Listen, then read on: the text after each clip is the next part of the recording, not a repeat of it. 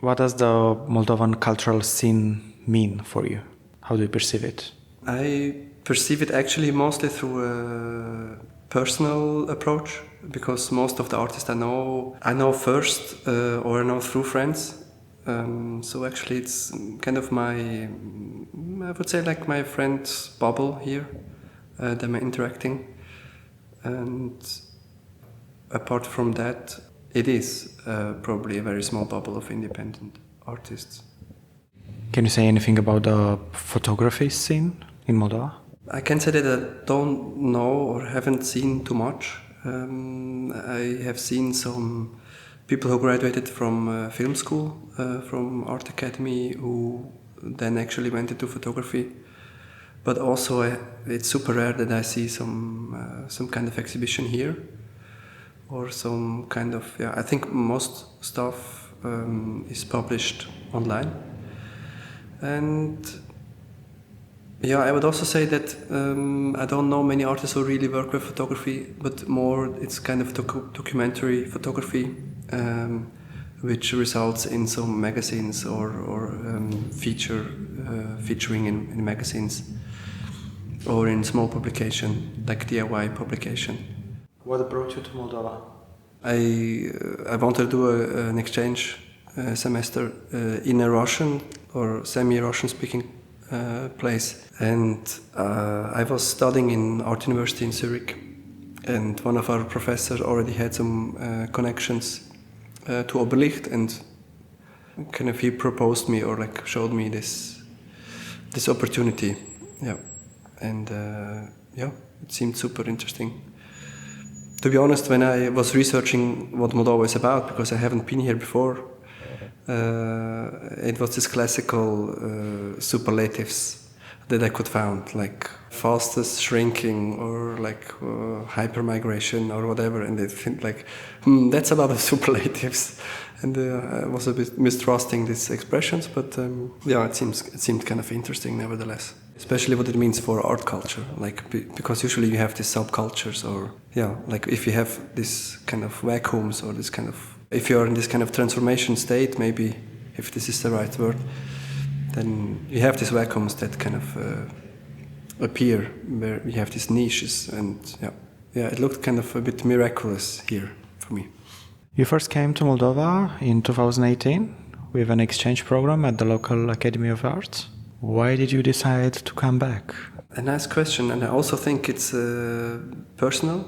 I had the luck, or I found the luck, that I was meeting or landing in this artist bubble slash, also I would say like activist bubble with this Occupy Gugutse movement, slash also bicycle bubble with kind of is, or at that time seemed to me also very similar with the activist bubble. People showed me around here, and there were very nice relationships that developed. I would say also exploring the city. For me, Chișinău is a place that is transforming slowly. I wouldn't say that you can see the transformation or notice transformation quickly, but it has this kind of maybe instability, or I don't know, like, I mean, not in a negative sense, but it's not something that is like calmly steady. It kind of seems that it can change very quickly in one direction, and this kind of like instability, or this kind of maybe also fluctual moments seems super interesting to me, and I'm super interested where it goes. And also when I think about the last 4 years, what happened like politically with changes and in politics, but also if you see a bit what happens in the street or in real estate, I think it's changing. It's different, a different city, not radically, but a different city than 4 years ago. You had a couple of activities here at Casa Zemstvei. What does it represent for you? What's it loaded with? It's loaded with a big shit of cold. Because there's no heating. And it stays cold in summer because the walls are so heavy. I think for me personally it's a gathering place. As I come kind of frequently, or like I can interfere here with friends or with people, we activated the space, and I feel it's kind of a synchronization of people that I also see. I see people I haven't seen for some weeks or months, but also these people haven't seen each other for maybe some weeks. And we kind of make this, space alive. So it's kind of really, it's kind of an empty space somehow, especially when I think about activating the corridors for exhibition or also for dancing and music as a playground maybe. And I remember when I first came here, I was super overwhelmed by this possibility. It has also so many niches, it has so many corners, dark spaces, and it's really a playground for exhibiting. Much more interesting than this white cube, which is kind of sterile. And it also means limits, I think, because it's a lot of space is closed or is only temporary alive, temporary open. And it really comes with people who live in it and try to work on their personal projects. But also people come and know like somebody's here, somebody takes care about at least one room. And you can come, have a chat, have some company, and be part of maybe like a spontaneous cultural production, like translating poems or making a small scene or stickers or sticker set or something like this. I see actually high potential, but I also see a lot of resistance coming from somewhere, I am told it comes from somewhere, from the top. Maybe from government, maybe from director of museum, maybe from, even from limited personnel, because maybe organizations who try to run this place are understaffed. It has still a lot of potential. I would wonder like who would come and run the space, or maybe, said in other words, it would be very nice to see other people coming and renting here space and have open doors.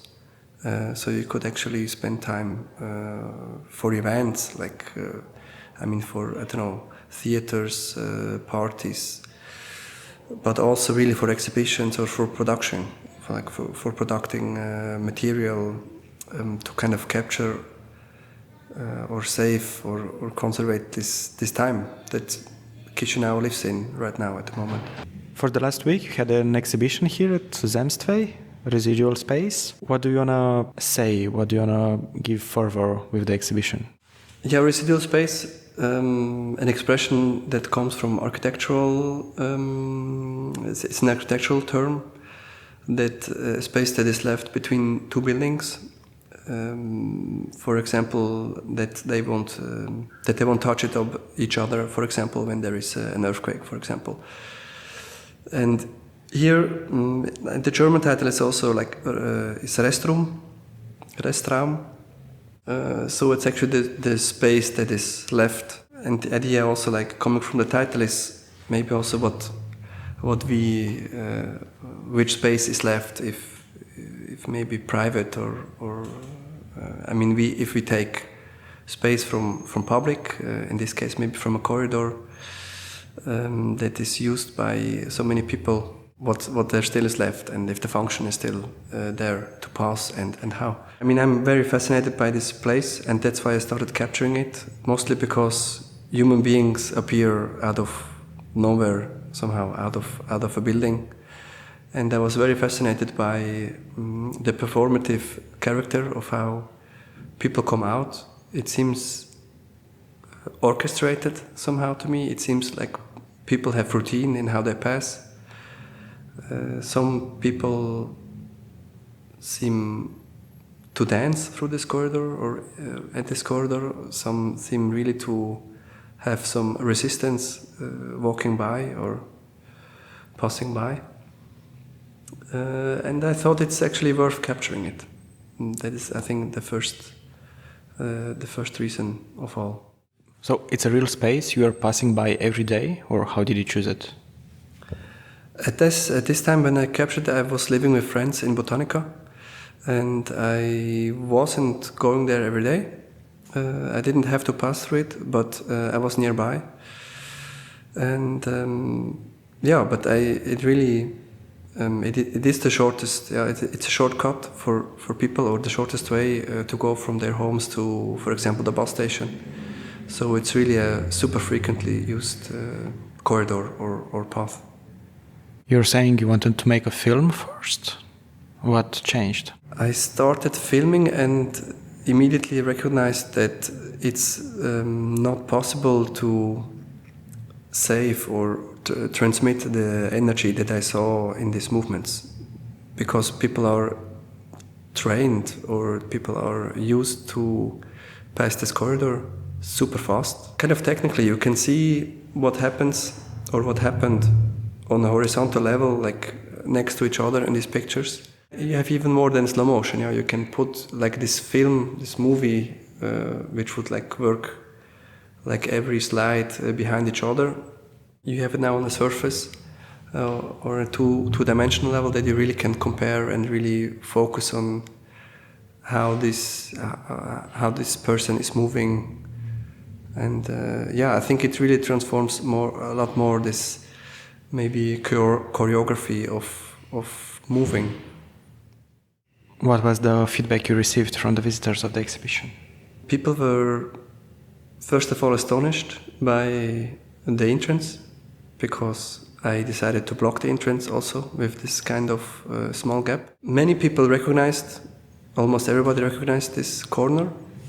I mean, not everybody, but a lot of them. There was also this discussion that this corridor actually was bigger before. It's actually a dentist's office at this corner that expanded or took this space by isolating this office, taking like this maybe 10-20 centimeters of this corridor that really makes it now tough going through. So there were visitors who grew up there and remembered that it was not so tough to walk there before. And actually I felt like it was worth bringing these pictures to Moldova, because it felt kind of strange showing this picture so close to Botanica, to this corner actually, because you could go there and just have a glass of wine and watch the people, or try ourselves how to pass in different ways. So the work was already exhibited in Switzerland, or was there a different perception of it? There were many different reactions, but most of the people didn't understand first the pictures, especially when they see only one picture, not a series. They even ask like if I built this corner myself to orchestrate it. People understood that it could actually be me photoshopping, I don't know, like covering people with this kind of building. And they didn't believe, many people didn't believe it's so close. And even when we worked with installation in 2 exhibitions in Switzerland, people had to go and read the inscription, that they understood actually that it's really like public space, and so many people use this way for daily or in their daily routine. But also I think it's something that you can smile. For me this is a very important thing. Even if it's this character of a documentary, or even it can be a critic, that it's transported in a light way, I would say, because also, I mean, when I see myself going there, I make the mistake to not take off my backpack and feel super weak or not trained enough to pass this corridor. I like if there is people smiling, not in a cynical way, but it has this kind of smeszno appearance of people kind of born out of these buildings. The installation represents a transitional space from Chișinău, but it was born in Switzerland. It was transported all the way back here in Chișinău. How was it on the road? How was it at the borders? Yeah, it actually felt like a very nice idea to bring these pictures back, because I mean, also these pictures, they are born here digitally. At the border, there was actually no problem besides that the Moldovan border police asked me what I would carry with me. And I said it's kind of an installation. And they would let me go in the belief that it's not something worthful, so that it's not something valuable in sense of material. I could convince them that it's only paper and wood. There was actually a few boxes, and but they were looking for, as I told them, like it's an art installation. They were immediately thinking like, oh, do you have papers that it belongs to you? And I said, no, but it's really, I was like trying to convince them that it's only wood and paper, and they were happy not to find glass or ceramics or probably some expensive material, and everything was okay. Will it go on the road again? Actually, I don't know. It feels somehow that it arrived. But it's possible that it will go to another place. For me, this is a chapter of a lot of experiences, a lot of observations I had about myself, about relationship to my friends, about the city, transformations, maybe also peripheries, centers, uncertainties, like a lot of topics that mix. I think the last years we were here and working together. And of course, I think one or another picture will appear in an exhibition, but I think in other chapters. I kind of invented also this maybe more global term of Cruzimusi now. It's actually, when you write it down, it looks a bit like Chișinău. And Cruzimusi is a Swiss-German expression that I really love, and it describes chaos. It's a mild chaos, like it's also an expression that we use in a dialogue with children. It means not a severe chaos, yeah? Like for example, if you have cables with a knot or something and you need to untie it. And also, for example, like curly hair would be a very good example. Like it can be very nice and beautiful or mild, but it's really hard to separate or to find the structure of this chaos. For me, it describes my personal affection to this place and to the people, but also it has some really kind of unexpected movements every time I'm here. So things are really working differently than I expect them to work. And sometimes it is, of course, frustrating, but often there's a lot of maybe poetry inside, or a lot of unexpected things that it's actually hard to find in other situations. Thank you for explaining the Cruzimusi now around the exhibition. And see you around. Yeah, I hope this was not too much Cruzimusi in words. But yeah, thanks a lot.